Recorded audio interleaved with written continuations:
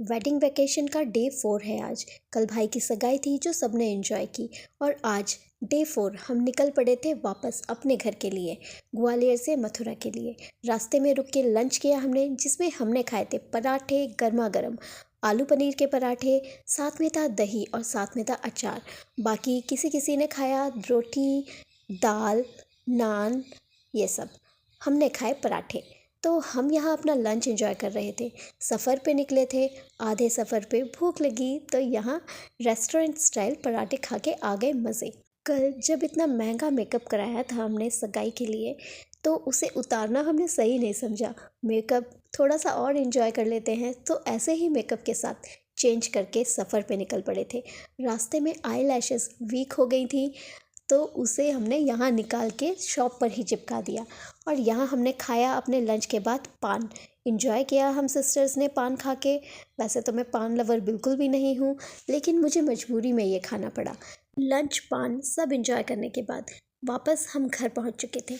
घर से अपना सामान पैक करके 1 घंटे बाद ही हम अपने ससुराल के लिए निकल गए थे।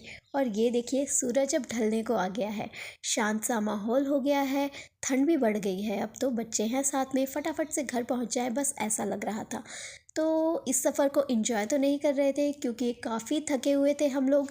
3 दिन ऑलरेडी सफ़र कर रहे थे और फंक्शंस अटेंड कर रहे थे। फंक्शंस के बीच में आराम करना मुश्किल हो जाता है, बहुत मुश्किल हो जाता है। बच्चों के साथ में आराम पे ध्यान देना, तो आराम पे बिल्कुल भी ध्यान नहीं दिया था। मजबूरी में करना पड़ रहा था सफ़र, क्योंकि जाना ही है इसीलिए।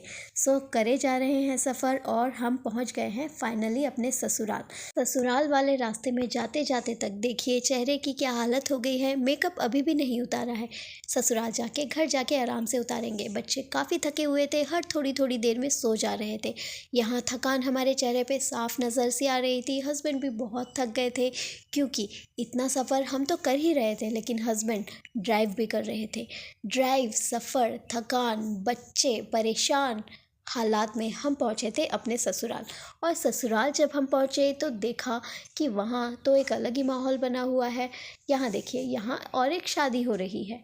और ये देखिए मेरा बड़ा बेटा, वैसे तो इन लोगों ने नींद ले ली है। और देखिए वहाँ बारात हो रही है, बारात के बैंड बज रहे हैं और यहाँ मेरा बेटा अलग ही डांस कर रहा है।